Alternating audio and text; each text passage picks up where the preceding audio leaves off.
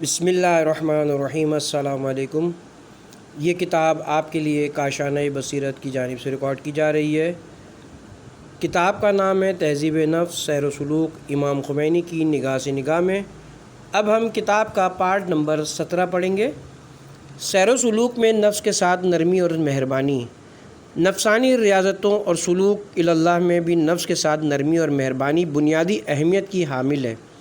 نفس کے ساتھ سختی بسا اوقات نفس کو ریاضت اور سیر و سلوک سے متنفر اور گریزہ بنا دیتی ہے، خاص کر ابتدائی سیر و سلوک میں، بالاخص نوجوانوں کو۔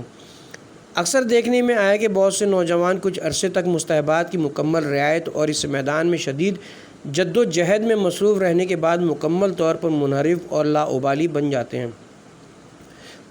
احادیث شریفہ میں ان میں سے بہت سے امور کی طرف اشارہ ہوا ہے۔ چنانچہ کافی شریف کی ایک اور روایت میں راوی کہتا ہے کہ میں نے امام جعفر صادق علیہ السلام کو فرماتے سنا، جو شخص اپنے کام میں نرمی اور ملائمت سے کام لے وہ ان مقاصد کو حاصل کر لے گا جو وہ ان لوگوں سے چاہتا ہے۔ اصول کافی جلد نمبر 2 صفحہ نمبر 120۔ نیز رسول اکرم صلی اللہ علیہ وآلہ وسلم سے مروی ہے، بے شک نرمی میں برکت اور کثرت ہے، جو شخص نرمی سے محروم رہے وہ اچھائی سے محروم ہوتا ہے۔ اصول کافی جلد نمبر 2 صفحہ نمبر 119۔ محمد بن یعقوب اپنی سند کے ساتھ نقل کرتے ہیں کہ ابو جعفر علیہ السلام نے فرمایا، امام محمد باقر علیہ السلام نے فرمایا، جسے نرمی عطا ہوئی اسے ایمان عطا ہوا۔ اصول کافی صفحہ نمبر 118۔ نیز مروی کے ابو جعفر امام محمد باقر علیہ السلام نے فرمایا، ہر چیز کا ایک تالا ہوتا ہے اور ایمان کا تالا نرمی ہے۔ یہ دونوں احادیث بھی سابق الذکر امر پر دلالت کرتی ہیں کہ نفسانی ریاضت اور راہ خدا میں سیر و سلوک کے سلسلے میں ایک اہم اصول نفس کے ساتھ نرمی برتنا ہے۔ جب آپ نفس کے ساتھ نرم رویہ رکھیں گے تو نفس کو عبادات اور اطاعت سے محبت اور الفت ہوگی۔ اس محبت اور لگاؤ کے نتیجے میں اللہ سے محبت اور الفت پیدا ہوگی اور یہ امر معرفت الہی کا دروازہ کھول دے گا جو ایمان کا سر چشمہ ہے۔ اس کے برعکس سختی اور شدت پسندی کا مظاہرہ کبھی اس بات کا سبب بنتا ہے کہ روح کو عبادت اور بندگی میں تلخی محسوس ہو، جو حق سے روگردانی کا موجب بنے۔ پس معلوم ہوا کہ ایمان کا تالا رفق اور نرمی ہے۔ نیز جسے نرمی کی توفیق حاصل ہو اسے ایمان کی بھی توفیق حاصل ہوتی ہے۔ محمد بن یعقوب کلینی اپنی سند کے ساتھ امام جعفر صادق علیہ السلام سے روایت کرتے ہیں کہ رسول اکرم صلی اللہ علیہ وآلہ وسلم نے فرمایا کہ ہر دو ساتھیوں میں سے جو اپنے ساتھی کے ساتھ زیادہ مہربان ہو وہ اللہ کے نزدیک زیادہ بڑے اجر کا مستحق ہے اور اللہ اس سے محبت کرتا ہے۔ نیز محمد بن یعقوب کلینی عمر بن حنظلہ سے روایت کرتے ہیں کہ امام صادق علیہ السلام نے فرمایا، امام نے عمر بن حنظلہ سے فرمایا، اے عمر، ہمارے شیعوں پر زیادہ بوجھ نہ ڈالو بلکہ ان کے ساتھ نرمی برتو، کیونکہ تم جن چیزوں کو برداشت کرتے ہو لوگ انہیں برداشت نہیں کر سکتے۔ اسرار کی حفاظت اور بیان معرف میں احتیاط۔ یہ حدیث شریف خواص کے لیے ایک کلی دستور ہے، کیونکہ علوم و معرف نیز روحانی اور جسمانی اعمال کے سلسلے میں بھی لوگوں کی قوت برداشت مختلف ہوتی ہے۔ ہر علم، خاص کر معرفت الہی کو ہر کسی کے سامنے برملا نہیں کیا جا سکتا، بلکہ توحید کے اسرار اور معرفت الہی کے حقوق وہ راز ہیں جو صاحبان اسرار کے ہاں پوشیدہ اور محفوظ رہنے چاہیے۔ ان کو فاش کرنے سے گمراہی، انحراف اور تکفیر کی صورتیں جنم لیتی ہیں۔ علوم الہیہ اور معرف و حقائق عوام کے علاوہ علماء ظاہر کے بھی اجتناب کی وجہ یہی ہے کہ بعض ارباب اصطلاح یا ارباب ذوق یا مرسوم عرفانی علوم جاننے والوں سے تجاوز کیا ہے اور بہترین علوم و معرف کا تعارف برے الفاظ اور قبیح پیرائی میں پیش کیا ہے۔ نیز قرآن و حدیث کے انداز بیان سے دوری اختیار کی ہے، حالانکہ وہی کتابیں الہی اور ائمہ ہدی علیہم السلام کی احادیث میں بدرجہ اتم و اکمل مذکور ہیں۔ لیکن ان لوگوں نے ان حقائق کی غلط طریقے سے رونمائی کی ہے، اسی لیے بظاہر بین لوگوں کے اذہان و قلوب ان حقائق سے متنفر ہو گئے ہیں۔ یہ لوگ مغز کو چھلکے سے، حقیقت کو صورت سے اور معنی کو لفظ سے جدا کرنے میں کامیاب نہیں ہو سکے، اس لیے اصل حقیقت کے ہی دشمن ہو گئے۔ شاید اسی نقطے کی طرف اشارہ ہو کہ جن احادیث میں ایمان کو 7 حصوں میں یا 10 درجوں میں یا 49 اجزاء میں تقسیم کیا گیا ہے اور فرمایا گیا کہ ایک حصے والے پر 2 حصوں کا بوجھ لادنا درست نہیں، 2 حصوں والوں پر 3 حصے لادنا درست نہیں، اور یہی حال آگے کا ہے، چونکہ اعمال کی طاقت اور عملی شوق کے درجات کا دار و مدار عام طور پر ایمان کے درجات پر ہوتا ہے۔ اس لیے احادیث شریفہ میں اس نقطے کو سمجھانے کے لیے یہ مثال مذکور ہے۔ کسی مسلمان نے ایک عیسائی کو اسلام کی دعوت دی، یہاں تک کہ اس نے دعوت قبول کر لی۔ مسلمان صبح سویرے اس نو مسلم کے ہاں آیا اور اسے جگا کر مسجد لے گیا اور اس سے نماز پڑھوائی۔ نو مسلم بیچارے نے جانے کی جتنی کوشش کی، مسلمان نے موقع نہیں دیا، بلکہ اسے ہر عمل کے بعد ایک اور عمل کی ترغیب دیتا رہا، یہاں تک کہ ظہر کا وقت ہو گیا تو انہوں نے ظہر کی نماز پڑھی تھی۔ نو مسلم نے جانا چاہا، لیکن مسلمان نے کہا ظہر اور عصر کے درمیان فاصلہ ہی کتنا ہے۔ پھر عصر کا وقت ہو گیا، دونوں نے نماز پڑھی، اس نے جانا چاہا لیکن دوسرے نے نہیں چھوڑا، یہاں تک کہ مغرب اور عشاء کی نمازیں بھی دونوں نے پڑھ لیں، پھر چلے گئے۔ دوسرے دن صبح مسلمان صاحب دوبارہ نو مسلم کے دروازے پر آئے اور اسے جگایا تاکہ پہلے دن کے اعمال کو پھر دہرائے۔ عیسائی نے کہا جاؤ اس دین کے لیے ایسا شخص ڈھونڈو جو مجھ سے زیادہ بیکار اور فارغ ہو، میں تو ایک غریب اور بال بچوں والا آدمی ہوں۔ ان احادیث شریفہ میں امام نصیحت فرماتے ہیں اللہ کے بندوں کے ساتھ نرمی برتو اور ان پر ان کی طاقت سے زیادہ بوجھ نہ ڈالو، ورنہ وہ بددل اور متنفر ہو جائیں گے اور بات نہیں مانیں گے۔ جس طرح نرمی برتنے کے بارے میں بہت سی احادیث مروی ہیں، اسی طرح شدت پسندی اور سختی کرنے کی مذمت میں بھی احادیث منقول ہیں۔ چنانچہ اصول کافی میں حضرت باقر العلوم علیہ السلام سے مروی ہے جس شخص کے حصے میں سختی اور شدت پسندی آ جائے تو ایمان اس سے محجوب ہو جاتا ہے۔ امام محمد باقر علیہ السلام سے مروی ہے کہ رسول اکرم صلی اللہ علیہ وآلہ وسلم نے فرمایا اگر سختی نظر آنے والی چیز ہوتی تو مخلوقات خدا میں اس سے بدصورت چیز کوئی نہ ہوتی۔ موت کی یاد، موت اور دنیا سے رحلت کی یاد آوری۔ بھائیو، آج جہاں آپ ہیں وہ ایک ایسی منزل ہے جس سے آپ کو ضرور کوچ کر جانا ہے۔ اس لباس کو آپ کو دیر یا سویر ضرور بدلنا ہے۔ البتہ یہ دنیا خود ایک حقیقت ہے جس سے انکار ممکن نہیں، لیکن کوئی شخص 100 سال زندہ رہے تب بھی اس کو جانا ہی ہے، مگر سوال یہ کہ جب جائے گا تو نور کی وادی میں منتقل ہوگا یا ظلمت کی۔ اصل چیز یہی ہے، آپ لوگ اسلام کے پاسدار ہیں اور آپ کے ساتھی بھی اسلام کے پاسدار ہیں۔ بس آپ یہ دیکھیں کہ کیا آپ ذاتی اغراض کی خاطر ایسا کر رہے ہیں، ہر روز بہانہ تراشی کرتے ہیں اور خدا نخواستہ کوئی غلط کام انجام دے رہے ہیں، یا ایسا نہیں ہے بلکہ آپ ایک سیدھے راستے پر گامزن ہیں اور انحرافات سے محفوظ ہیں۔ صراط مستقیم وہ راستہ ہے جس کا ایک سرا یہاں ہے اور دوسرا سرا خدا ہے، بالکل سیدھا اور صاف راستہ ہے۔ ہر قسم کا انحراف چاہے جس طرف سے ہو انسان کو اس کے اپنے راستے سے باز رکھتا ہے اور اسے ظلمتوں کی طرف کھینچ کر لے جاتا ہے۔ دنیا کی چند روزہ زندگی، اللہ تعالیٰ آپ سب کو محفوظ رکھے، کامیاب کرے اور سلامت رکھے۔ اللہ کرے کہ ہم سب اسلام کی خدمت کریں، خدا کرے کہ ہم نفسانی خواہشات سے خود کو محفوظ رکھیں، جیسا کہ پیغمبر اسلام کی حدیث ہے، مجھے تمہارے بارے میں جن چیزوں کو خوف ہے ان میں سب سے خوفناک 2 چیزیں ہیں، ایک ہوا و ہوس کی پیروی اور دوسری طویل آرزوئیں۔ ہوا و ہوس اور طویل آرزوؤں سے جان چھڑانی ہوگی۔ ہم ہمیشہ یہاں نہیں رہیں گے، آگے پیچھے ہو سکتے ہیں۔ دنیا میں 4 دن گزارنے کے بعد ہر شخص کی باری آنی ہے، پھر وہ اس دنیا میں پہنچ جاتا ہے جو ابدی ہے، وہاں یا ابدی نعمتیں ہوں گی جو انشاءاللہ آپ کو نصیب ہوں گی، یا خدا نخواستہ اس کے برعکس ہوگا۔ ہمیں رضائے الہی کے حصول کی کوشش کرنی ہوگی۔ قبر کی جواب دہی قریب ہے، ابھی سے ہوشیار رہیے، جوانی کے ایام سے ہی متوجہ رہیں۔ آج آپ قدم بقدم قبر کی جانب بڑھ رہے ہیں، اس میں کوئی شک و شبہ نہیں۔ آپ کی زندگی کا ہر گزرنے والا منٹ آپ کو بتدریج قبر کے قریب لے جا رہا ہے۔ قبر میں آپ سے پوچھ گچھ ہوگی، سب سے سوال ہوگا، آپ قبر کے نزدیک ہو رہے ہیں۔ خوب سوچ سمجھ لیں کہ موت قریب ہے۔ کسی نے آپ کو یہ سند یہ ضمانت نہیں دے رکھی کہ آپ 120 سال زندہ رہیں گے۔ ہمارے پاس 120 سالہ لوگ نہیں ہیں۔ ممکن ہے کہ انسان 50 سال یا 50 سال کی عمر میں مر جائے یا 60 سال کی عمر میں۔ زندگی کی کوئی ضمانت نہیں۔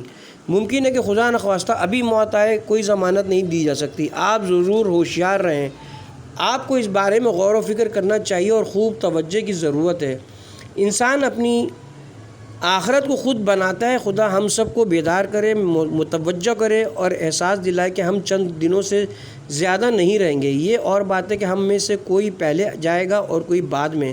مزید 100 سال بعد یہاں کچھ نہیں رہے گا، سب کچھ عارضی اور ختم ہو جائے گا۔ جو چیز باقی رہے گی وہ انسان کے اپنے اعمال ہے۔ جو چیز انسان کو جہنم یا جنت میں پہنچاتی ہے وہ خود انسان ہے، باہر کی کوئی چیز نہیں ہے۔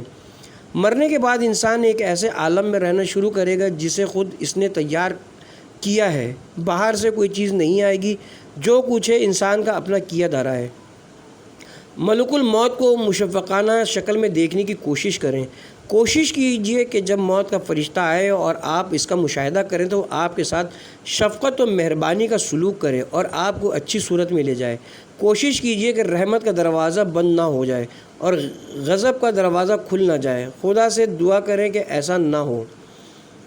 تیسری فصل، ظاہر اور باطن نفس کے 3 عوالم کی باہمی نسبت۔ یہ بات اپنے مقام پر ثابت ہو چکی ہے کہ نفس کے 3 عوالم ہیں، یعنی عالم ملک وہ دنیا جو ظاہری عبادتوں کا عالم ہے، اور عالم ملکوت و برزخ جو قلبی عبادتوں اور باطنی تزکیہ اور تہذیب کا عالم ہے، اور عالم جبروت و آخرت جو روحانی عبادات نیز تجرید، تفرید اور توحید کا مظہر ہے، ایک مقدس حقیقت کی تجلیوں اور ایک خدائی روشنی کے مراتب ہیں۔ نفس کے غیبی پہلو اور اس کے شہودی و برزخی پہلو کے درمیان جو نسبت ہے وہ ظاہریت ہے۔ وہ ظاہریت اور مظہریت والی نسبت بھی نہیں ہے، بلکہ ظہور و بطون کی نسبت ایک ہی شے ہے۔ پس ان تینوں عوالم کے احکام میں سے ہر ایک حکم اس کے اپنے عالم کی مناسبت سے اس کے ساتھی پر بھی اثر انداز ہوگا۔ بطور مثال، اگر شریعت کی ظاہری اور جسمانی عبادتیں ظاہری اور باطنی شرائط کی حامل ہوں تو وہ باطنی تہذیب و تزکیے کو جنم دیں گی، بلکہ روح کے اندر توحید و تجرید کا بیج بوئیں گی۔ اسی طرح باطن کا تزکیہ عبادت و بندگی کی قوت میں اضافہ کرتا ہے اور انسان کو توحید و تجرید کی حقیقتوں تک پہنچاتا ہے۔ نیز توحید باطنی کے راز کا تزکیہ اور عبودیت کے پہلو کو کامل کرتا ہے۔ سالک کو چاہیے کہ نفس کے تینوں عوالم میں استقامت کا ثبوت دے اور کسی عالم سے غفلت نہ برتے۔ ممکن ہے کہ نامحرموں پر ایک اچھلتی نگاہ یا زبان کی معمولی سی لغزش انسان کو مدتوں تک توحید کے سائر و حقائق سے روکے رکھے، نیز محبوب کی جلوتوں اور مطلوب کی خلوتوں سے جو اہل معرفت کی آنکھوں کی ٹھنڈک ہے محروم رکھے۔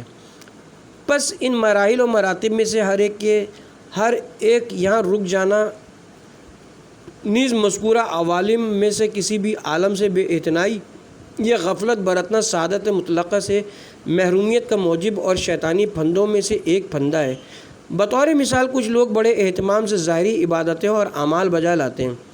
ادھر شیطان ان لوگوں کی ظاہری عبادتوں کو ان کی نظروں میں جلوہ گر کرتا ہے اور ان کی نظر میں یہ ظاہر کرتا ہے کہ جملہ کمالات کا سرچشمہ یہی ظاہری عبادتیں اور اعمال ہیں۔ شیطان دیگر کمالات و معارف کی اہمیت ان کے ذہنوں سے محو کر دیتا ہے، بلکہ ان احمقوں کو دیگر خوبیوں اور ان خوبیوں کے حامل لوگوں سے بدظن بنا دیتا ہے۔ یوں ارباب معارف کو ان کی نظروں میں ملحد اور زندیق، نیز اخلاق کریمہ اور روحانی ریاضتوں کے حامل لوگوں کو تصوف وغیرہ کا مجرم ٹھہراتے ہیں۔ شیطان ان بے خبر بیچاروں کو سال تک عبادتوں کے خیالی قید خانے میں محبوس اور وسوسہ و فریب کی محکم زنجیروں میں مقید رکھتا ہے۔ اسی لیے ہم دیکھتے ہیں کہ اس قسم کے بعض لوگوں کی عبادتوں کا نتیجہ برعکس نکلتا ہے۔ چنانچہ یہی نماز جو تواضع اور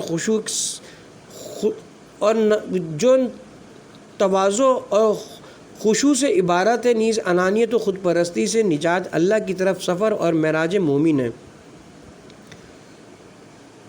اشارہ ہے اس حدیث نبوی کی طرف، نماز مومن کی معراج ہے۔ بعض لوگوں کے اندر تکبر، خود بینی اور خود نمائی کو جنم دیتی ہے، عبادت اور ریاضت پر اہل ظاہر و باطن کا غرور۔ اسی طرح جو لوگ تہذیب باطن اور تزکیہ و تطہیر اخلاق میں مشغول ہوتے ہیں، ان میں سے بعض کو شیطان اپنے دام میں پھنسا لیتا ہے۔ شیطان ظاہری عبادتوں، رائج و مرسوم علوم و معارف الہی کو ان کی نظر میں حقیر بنا کر پیش کرتا ہے، نیز جملہ کمالات اور خوش بختیوں کو ان کی نگاہوں میں باطنی تزکیہ اور ریاضت اور سیر و سلوک کے دائرے میں منحصر ظاہر کرتا ہے۔ یوں ان لوگوں کو شریعت کی ظاہری تعلیمات اور ان پر عمل کرنے والوں سے بدظن کر دیتا ہے، یہاں تک کہ یہ نام نہاد ارباب باطن، علماء شریعت، اراکین دین، حکمائے ربانی اور فقہائے روحانی پر لعن و تشنیع کرنے لگتے ہیں، جبکہ اپنے آپ کو باطنی پاکیزگی اور اخلاق حمیدہ کا پیکر سمجھتے ہیں اور اپنے باطن کو خدا والوں کا باطن قرار دیتے ہیں۔ خود بینی اور خود پسندی جو اکثر نفسانی رذائل کا سرچشمہ ہے، نیز تکبر اور بندگان خدا سے بدگمانی جو شیطان کی میراث ہے، ان کے دلوں میں اس قدر راسخ ہوتی ہے کہ وہ اپنی ذات اور اپنی طرح کے چند درویشوں، جنہیں وہ اللہ والوں کے نام سے یاد کرتے ہیں اور جو شریعت کی ظاہری تعلیمات سے بالکل ناواقف ہوتے ہیں، باطن کی تو بات ہی دور کی ہے کہ علاوہ دوسروں کو ذرہ برابر اہمیت نہیں دیتے۔ اس کی وجہ صرف یہ ہے کہ یہ لوگ ایک مرحلے اور ایک عالم میں محبوس ہو کر رہ جاتے ہیں، جس کی وجہ سے وہ تمام مراحل و عوالم سے، یہاں تک کہ اس مرحلے سے بھی محروم ہوتے ہیں جس میں داخل ہونے اور مہارت کا انہیں زوم باطل ہوتا ہے۔ اس طرح اگر کوئی حکیم یا عارف شیطان کے پھندے میں پھنس جائے اور انہیں عقلیات میں محبوس ہو کر رہ جائے تو وہ دوسروں کو ذلت و حقارت کی نظر سے دیکھتا ہے۔ وہ علماء شریعت کو ظاہر پرست اور فقہائے اسلام کو عام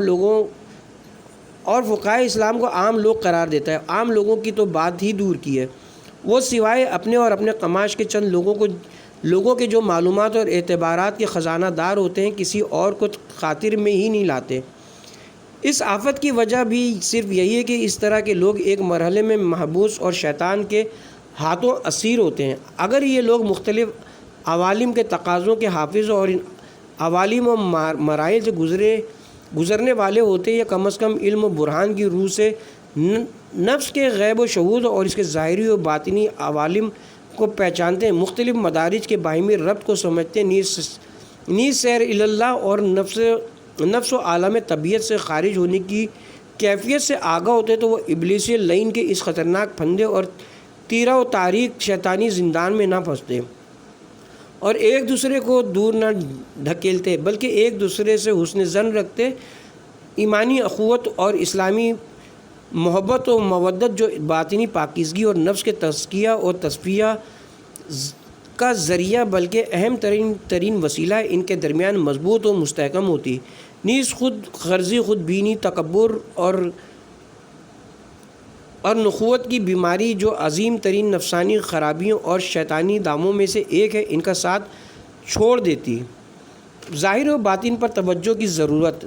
بس اے مسکین، اپنے رب کی راہ میں مجاہدت کر، اپنے دل کو پاک کر، اسے شیطان کے تسلط سے رہا کر، اوپر کی طرف چڑھتے جا، اپنے رب کی کتاب پڑھ، اسے غور سے اور تدبر کے ساتھ پڑھ، اس کے ظاہر پر اکتفا نہ کر، ہرگز یہ خیال نہ کر کہ اس آسمانی کتاب اور اللہ کا نازل کردہ قرآن صرف اسی ظاہری صورت سے عبارت ہے، کیونکہ ظاہری صورت میں توفق، عالم ظاہر پر اکتفا اور حقیقت و باطن سے احتراز، موت و ہلاکت جملہ جہالتوں کا سرچشمہ، نیز انکار نبوت و ولایت کی تمام صورتوں کی جڑ ہے۔ کیونکہ جس نے پہلی بار ظاہر پر اکتفا کرتے ہوئے باطن سے چشم پوشی اختیار کی ہے، وہ شیطان لعین ہے۔ اس نے آدم کی ظاہری خلقت کو دیکھا جس سے وہ دھوکہ کھا گیا اور بولا آگ مٹی سے بہتر ہے۔ اس نے یہ نہیں سوچا کہ آدم کے باطن سے اس کی لا علمی نیز آدم کی نورانیت اور روحانیت سے نظریں ہٹاتے ہوئے ان کے صرف ظاہر پر نظر مرکوز کرنا مشرب برہان سے روگردانی ہے، جس کے باعث اس کا قیاس مغالطے کا شکار اور باطل ٹھہرا، جیسا کہ اہل بیت علیہ السلام سے مروی احادیث میں مذکور ہے۔ اصول کافی میں عیسیٰ بن عبداللہ قرشی سے مروی کہ ابو حنیفہ امام جعفر صادق علیہ السلام کے پاس آئے۔ آپ نے ان سے کہا، اے ابو حنیفہ، مجھے خبر ملی ہے کہ تم قیاس کرتے ہو۔ تو بولے، ہاں۔ فرمایا، قیاس نہ کرو، کیونکہ جس نے سب سے پہلے قیاس کیا وہ شیطان تھا۔ چنانچہ اس نے کہا تھا، پس اس نے آگ اور مٹی کے مابین قیاس کیا۔ اگر شیطان آدم کے نور اور آگ کی روشنی کا موازنہ نہ کرتا تو اسے ان دونوں کا فرق اور ان میں سے ایک کے مقابلے میں دوسرے کی درشندگی کا علم ہو جاتا۔ لوگوں نے بھی انبیاء اور رسول کا انکار اسی غلط اور باطل نظریے بظاہر بینی اور باطن کے دروازے مسدود کرنے کی بنا پر کیا، کیونکہ انبیاء اور مرسلین علیہم السلام عام لوگوں کی طرح بازاروں میں چلتے پھرتے ان کی طرح کھاتے پیتے تھے، جیسا کہ اللہ تعالیٰ نے ان کے بارے میں فرمایا ہے، تم تو بس ہمارے جیسے بشر ہو، رحمان نے کوئی چیز نازل نہیں کی، تم تو بس جھوٹ بولتے ہو۔ سورہ یاسین آیت نمبر 15۔ کہیں ایسا نہ ہو کہ شیطان تیرے نور اور عقل کو بجھا دے اور تجھے دھوکہ دے کہ ذلت و خواری کے کنویں میں گرا دے، کیونکہ شیطان حق و باطل اور صحیح و غلط کو مخلوط بنا کر لوگوں کے دلوں میں وسوسہ پیدا کرتا ہے۔ ممکن ہے کہ شیطان تجھے ایک ایسی چیز کے ذریعے صراط مستقیم سے منحرف کر دے جو بظاہر برحق لیکن اندر سے باطل ہو۔ چنانچہ وہ کہے، علوم ظاہری اور آسمانی کتابوں کے ظواہر سے تمسک فضول اور راہ حق سے روگردانی ہے، نیز ظاہری عبادتوں اور اعمال عوام کے لیے ہیں جو چوپاؤں کی طرح ظاہر بین ہیں، جبکہ اصحاب قلوب، ارباب معرف و اسرار اور اہل عرفان تو صرف قلبی اذکار اور باطنی افکار پر اکتفا کرتے ہیں، جو اعمال و مناسک کی اندرونی حقیقت نیز عبادتوں کی روح اور ان کا اصل مقصد ہے۔ ممکن ہے کہ شیطان تجھے ان اشعار کے ذریعے گمراہ کرنے کی کوشش کرے۔ ظاہری علوم سرتپا قیل و قال سے عبارت ہیں، ان سے کوئی باطنی کیفیت یا جذبہ حاصل نہیں ہوتا۔ علم تو صرف وہ ہے جو عاشق سکھائے، باقی سب کچھ ابلیس لعین کا دھوکہ ہے۔ شیطان اس کے علاوہ دیگر وسوسوں اور فریب کاریوں سے بھی کام لیتا ہے، پس تو اس کے شر سے اللہ کی بارگاہ میں پناہ مانگ اور اس سے کہے، اے لعین، یہ بات تو برحق ہے جسے تو باطل کے لیے استعمال کر رہا ہے، کیونکہ وہ ظاہر مردود ہے جو باطن سے جدا ہو، اور وہ صورت ملعون ہے جو معنی سے الگ ہو۔ اس سے مراد نہ قرآن ہے نہ کتاب، اس کے برعکس وہ صورت جو معنی سے مربوط ہو یا وہ ظاہر جو باطن سے ملا ہوا ہو، وہ اللہ تعالیٰ، رسول اور اولیاء الہی کے بقول قابل اتباع ہے۔ ایسا کیوں نہ ہو جبکہ قرآن و سنت کے ظواہر کا علم قدر و منزلت میں سارے علوم سے بڑھ کر ہے۔ یہ ظاہری اعمال خدائی احکام، شرعی اقدار، آسمانی شریعتوں اور عملی حکمتوں کی بنیاد ہے، جو اسرار و ربوبیت، غیبی انوار اور روحانی تجلیوں کی طرف لے جانے والا صراط مستقیم ہے۔ اگر ظاہری اعمال نہ ہوتے تو کوئی سالک منزل کمال تک اور کوئی مجاہد منزل مقصود تک نہ پہنچتا۔ پس عارف کامل وہ ہے جو مراتب کی پاسداری کرے اور ہر حقدار کو اس کا حق دے۔ عارف کامل دو آنکھوں سے دیکھتا ہے، نیز دو مقامات اور دو عوالم کا حامل ہوتا ہے۔ وہ کتاب کے ظاہر و باطن کو پڑھتا ہے، نیز اس کی صورت، اس کے معنی، اس کی تفسیر اور تعویل میں تدبر کرتا ہے، کیونکہ باطن سے عاری ظاہر اور معنی سے خالی صورت اس جسم کی طرح ہے جس میں روح نہ ہو، اور اس دنیا کی طرح ہے جو آخرت سے عاری ہو۔ اسی طرح باطن کا حصول ظاہر کے بغیر ممکن نہیں، کیونکہ دنیا آخرت کی کھیتی ہے۔ بس جو شخص عالم ظاہر کا دامن تھام لے اور اسی کے در پر ڈیرے ڈال دے، وہ غلطی کا مرتکب ہے اور اپنا نقصان کرتا ہے۔ بہت ساری احادیث اور آیات اس روش کی نفی کرتی ہیں۔ یہ آیات و احادیث اللہ کی نشانیوں میں تدبر، نیز اس کی کتب اور اس کے کمالات میں تفکر کی تعریف کرتی ہے، اور ان دونوں سے روگردانی کرنے والوں کی مذمت کرتی ہیں، اور ان دونوں کی ظاہری حیت پر اکتفا کرنے کی مذمت کرتی ہیں۔ جو شخص ظاہر پر نظر کیے بغیر باطن کے راستے پر چلے، وہ راہ مستقیم سے خود بھی گمراہ ہوگا اور دوسروں کو بھی گمراہ کرے گا۔ اس کے برعکس جو شخص حقائق تک رسائی کے لیے ظاہر سے تمسک کرے اور جمال محبوب کا نظارہ کرنے کے لیے آئینے میں نظر کرے، وہ صراط مستقیم کو پہچان لے گا، کتاب کی تلاوت کا حق ادا کرے گا اور اپنے رب کی یاد سے روگردانی کرنے والوں میں شامل نہیں ہوگا۔ اللہ اپنی کتاب کی حقیقت سے خوب آگاہ ہے اور اس کے پاس کتاب کا علم ہے۔ شریعت کے ذریعے طریقت و حقیقت تک رسائی، اگر وہ تورات اور انجیل کو پا برجا کرتے، یعنی اگر وہ شریعت کا اتباع کرتے جو تورات، انجیل اور دیگر آسمانی کتابوں کو پا برجا کرنے سے عبارت ہے، اور ان شریعتوں کو زندہ کرتے، تو وہ اس راستے کو پا لیتے جو علم الرجال، پیروں کا علم ہے، یعنی انہیں پیروں کے نیچے سے رزق حاصل ہوتا ہے، اور علم حقیقت حاصل ہوتا ہے جو اوپر کے رزق سے عبارت ہے۔ یہ اس بات کی دلیل ہے کہ طریقت اور حقیقت کا حصول شریعت کے بغیر ممکن نہیں، کیونکہ ظاہر باطن تک رسائی کا پل ہے، بلکہ اس سے معلوم ہوتا ہے کہ ظاہر ہرگز باطن سے جدا نہیں۔ اگر کوئی شخص یہ دیکھے کہ ظاہری اعمال اور احکام خداوندی پر عمل درآمد کے باوجود وہ باطن تک نہیں پہنچ سکا ہے، تو وہ جان لے کہ اس نے ظاہر پر اس طرح عمل نہیں کیا جس طرح عمل کرنے کا حق ہے۔ جو شخص ظاہر سے گزرے بغیر باطن تک رسائی حاصل کرنا چاہے، جیسا کہ بعض جاہل صوفیہ کا خیال ہے، وہ جان لے کہ اس کے پاس اس کے رب کی جانب سے کوئی دلیل یا واضح رہنمائی موجود نہیں ہے۔ ظاہر باطن تک رسائی کا پل ہے۔ اہل مراقبہ اور ارباب سلوک کی ذمہ داری کہ اشیاء کے ظواہر اور صورتوں پر اکتفا نہ کریں، بلکہ ظاہر کو باطن کا آئینہ قرار دیں، صورتوں سے حقائق کو کشف کریں اور ظاہر کی تطہیر پر قناعت نہ کریں۔ باطنی فتح ظاہری فتح پر موقوف ہے۔ کوئی یہ گمان نہ کرے کہ ظاہر کی تطہیر کے بغیر انسان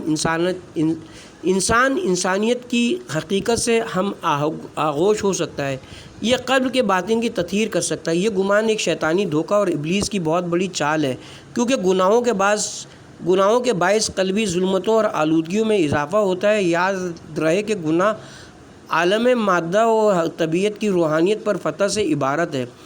جب تک سالک ظاہر کی حکومت کو فتح نہ کرے، اپنے بہت بڑے مقصد یعنی باطنی فتوحات سے مکمل طور پر محروم رہے گا، اور اس کے آگے کامیابی کا کوئی راستہ نہیں کھلے گا۔ قرآن کے ظاہر و باطن پر توجہ دیں۔ بعض ظاہر پرست لوگ قرآنی علوم کو عام عرفی معنی اور عوام کے درمیان رائج مفاہیم پر حمل کرتے ہیں، اس لیے وہ قرآن میں غور و فکر نہیں کرتے۔ یہ لوگ اس صحیفہ نورانیہ جو روحانی، جسمانی، باطنی اور ظاہری کامیابیوں کا ضامن ہے کہ صرف ظاہری احکام سے استفادہ کرتے ہیں، یہ لوگ قرآن کی بہت ساری آیات کو پس پش ڈال دیتے ہیں جن کی روح سے قرآن میں غور و فکر لازم یا بہتر ہے، اور نور قرآن سے روشنی حاصل کرنے کی صورت میں معرفت کے بہت سے دروازے کھلتے ہیں۔ گویا وہ یہ خیال کرتے ہیں کہ قرآن دنیا اور حیوانی خواہشات و لذتوں کی دعوت دینے، حیوانیت کی تائید کرنے اور حیوانی شہوتوں کی حمایت کرنے کے لیے نازل ہوا ہے۔ کچھ نام نہاد اہل باطن اپنے خیال ناقص میں قرآنی ظواہر اور قرآن کے ظاہری احکام سے جو اللہ کے حضور آداب بندگی کے اصولوں اور سیر اللہ کے طور طریقوں کے دستور سے عبارت ہیں، اور یہ لوگ ان سے غافل ہیں، روگردانی کرتے ہیں، نیز ابلیس لعین اور نفس امارہ کے دھوکے میں آ کر قرآن کی ظاہری تعلیمات سے منحرف ہو جاتے ہیں اور اپنے آپ کو قرآن کی باطنی تعلیمات سے تمسک سمجھتے ہیں۔ حالانکہ باطن تک رسائی ظاہری آداب کو اپنائے بغیر ممکن نہیں، پس یہ دونوں گروہ جادہ اعتدال سے خارج قرآن کے صراط مستقیم کی شناخت کے نور سے محروم اور افراد و تفرید کے شکار ہیں۔ صاحب تحقیق عالم اور باریک بین عارف کو چاہیے کہ ظاہر و باطن دونوں کا خیال رکھے، نیز ظاہری و معنوی دونوں طرح کے آداب سے اپنے آپ کو مزین کرے۔ وہ جس طرح اپنے ظاہر کو نور قرآن سے منور کرتا ہے، اسی طرح اپنے باطن کو بھی قرآنی معارف اور توحید و تجرید کے انوار سے منور کرے۔ ظاہر پرستوں کو معلوم ہونا چاہیے کہ قرآن کو فقط ظاہری و صوری آداب نیز مٹھی بھر عملی و اخلاقی احکام نیز توحید اور اسماء و صفات سے مربوط بعض عوامانہ عقائد تک محدود رکھنا قرآن کو نہ سمجھنے اور آخری شریعت کو ناقص قرار دینے کے مترادف ہے۔ حالانکہ شریعت محمدیہ سے زیادہ کامل شریعت کا تصور درست نہیں، ورنہ اس کا آخری شریعت ہونا قانون عدل کی روح سے محال ٹھہرے گا۔ پس چونکہ شریعت محمدیہ آخری شریعت اور قرآن آخری آسمانی کتاب ہے جو خالق و مخلوق کے مابین رابطے کا آخری ذریعہ ہے، اس لیے اس شریعت کو توحید، تجرید اور معرفت الہی کی حقیقتوں کے زاویے سے جو آسمانی ادیان اور شرائع اور اللہ کی طرف سے نازل شدہ کتابوں کا اصلی مقصد اور ہدف ذاتی ہے، کمال کے سب سے اعلیٰ درجے پر فائز ہونا چاہیے، ورنہ شریعت محمدیہ میں نقص لازم آئے گا جو عدل الہی اور لطف خداوندی کے برخلاف ہے، جو بجائے خود محال قبیح، باعث ننگ و عار اور فضیحت بار ہے۔ اس ننگین دھبے نعوذ باللہ 7 سمندروں کا پانی بھی ادیان حقہ کے چہرے سے نہیں دھو سکے گا۔ اہل باطن کو جاننا چاہیے کہ اصلی مقصد اور حقیقی منزل تک رسائی ظاہر و باطن دونوں کی تطہیر کے بغیر ممکن نہیں، نیز صورت اور ظاہر سے تمسک کیے بغیر باطن اور حقیقت تک رسائی محال ہے، نیز شریعت کا ظاہری لباس زیب تن کیے بغیر باطن کی طرف سفر نہیں ہو سکتا۔ پس شریعت کے ظاہر کا ترک کرنا ظاہر و باطن دونوں کو ضائع کرنے کا موجب ہے، جو شیطان، جن و انس کے دھوکے و فریب کا شاخسانہ ہے۔